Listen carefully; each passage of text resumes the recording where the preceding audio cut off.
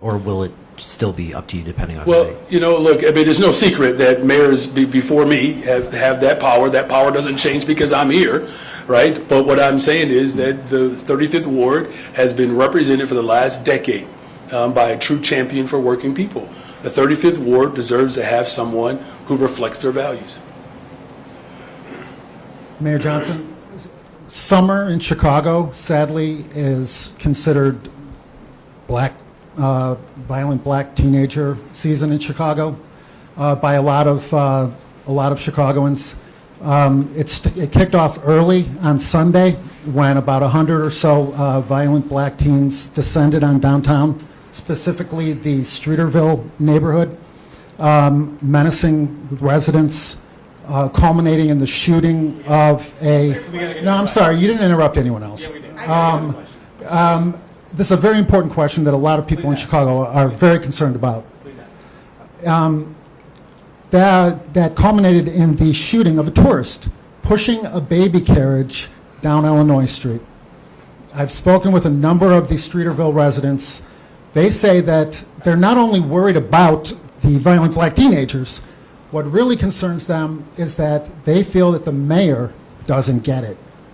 You say that you're going to have summer jobs. You're going to put another $100 million into these jobs. They didn't work last summer. All right, we need the question. And the question is simply this.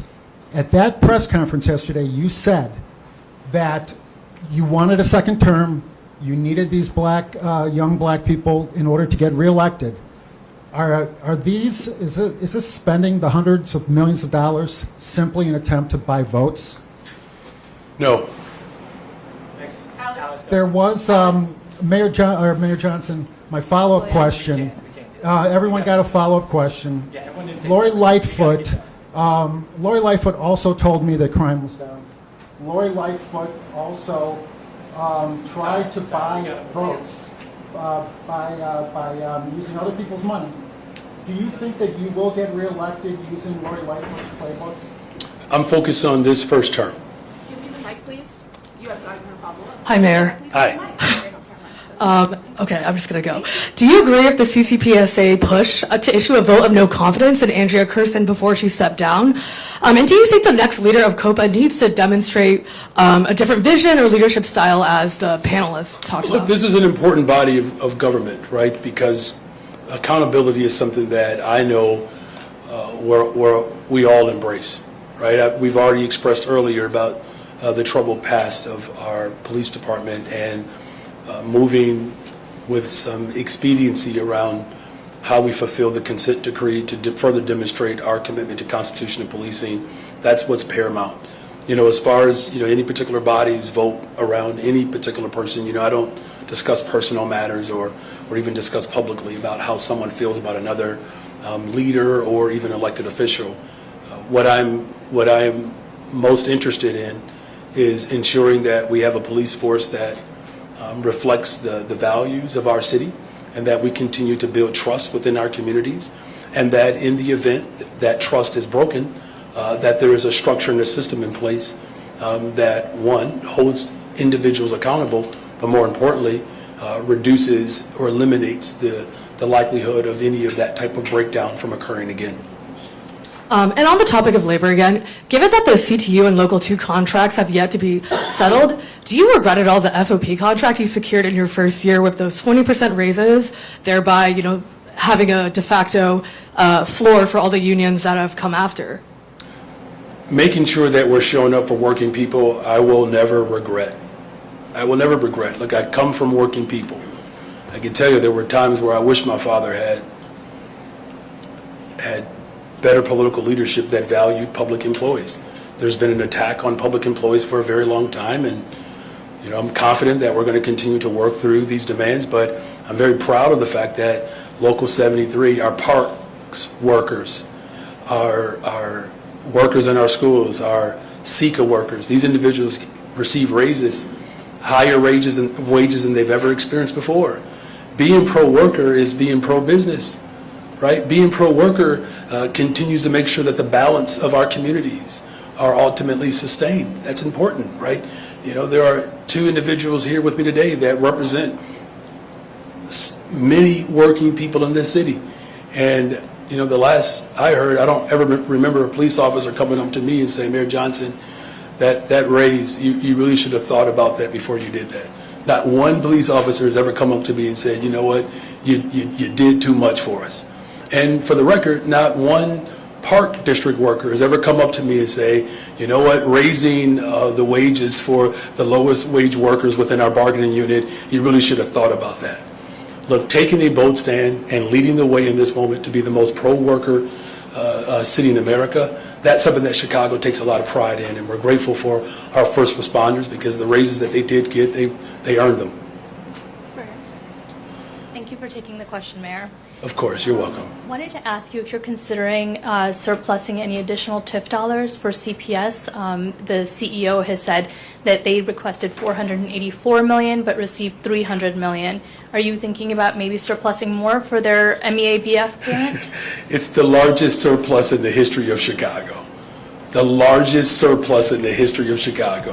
The last I checked, I think he served under other mayors. I don't ever remember him advocating in that way. I don't ever remember. In fact, it's not even whether or not I remembered. He didn't. You don't have to call for a public school teacher, a pro-worker mayor, to release the largest surplus in the history of Chicago. We did it, and I'm grateful that the city council supported that effort. But what happens if the CPS and school board, they don't send that payment, the $175 million reimbursement to the city? Then By March 30th or March 31st, the deadline. What happens?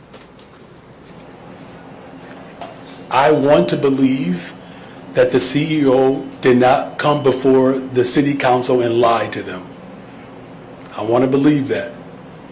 But logistically, I hate to press this, but logistically, You don't have to what hate. I'm happens? just saying that he gave the city council his word. Sure, I know, Mayor, but So what you will want happen me if you to? don't So get you it? want me to? You want me to answer that if the CEO lied to the city council, what's the contingency plan around someone being dishonest? Call on the name of Jesus. Last question. Mayor, I know you're sort of addressing his, but let me follow up and just double down on this question. We're hearing from some alders that the city's budget will come on balance if you don't get this $175 million. You got to do something. And if from the public hearings, CPS decides to put their $139 million towards the contracts, Chicago's $175 million in the hole. I mean, something's got to happen. So what do? I mean, you go to the school board and ask them to take out a loan or something? I think that's illegal. But I mean, you've got to do something to make up the hole. Well, look, I'm not going to, go down a hallway or into a closet and discussing hypotheticals. He made a promise to city council, and so it's incumbent upon him to keep to his word. If he doesn't, what if he doesn't? I mean, you've got a couple of weeks, and there is a significant dollar figure here that's going to have to be dealt with your budget if they don't come through with the money. Yeah, so again, the CEO stood in front of members of the city council and made a commitment to do what the school board ultimately has to prepare to do at a more significant scale. As we work to disentangle the relationship between city government and Chicago Public Schools, the CEO's responsibility to make sure that the retirement is secure for the workers of the Chicago Public Schools, that is their responsibility, and that's going to continue to be a growth, because eventually in a couple of years there will be full disentanglement. So it's a good muscle to build. Forgive me, Mayor, but I mean, that doesn't answer the question of what the city will do if the CEO does not come through with that money. I mean, maybe he promised it, but that doesn't change the situation if they don't come through and pay it. Well, look, as I've said repeatedly, and our chairman of the Budget Committee has made it very clear that you're asking us what we're going to do if someone goes back on their word. That's what your question is. And what we're saying is that he gave his word. And so if you're asking me to guess if someone is going to go back on their word, I understand you feel like that's not answering the questions, but what I'm simply saying is you're asking me to answer a question about whether or not someone is telling the truth. Do you have contingency plans? I guess that's the better question. Well, I mean, look, there's no secret that there are challenges that budgets are experiencing all over the country. You know, what's most important in this moment is our budget chair, along with our education chair, have spoken directly to the CEO, and the CEO gave this body his word that he was going to do his job. And so we fully expect the CEO to hold to his word, especially to the people that he made the promise to. Thank you all very much.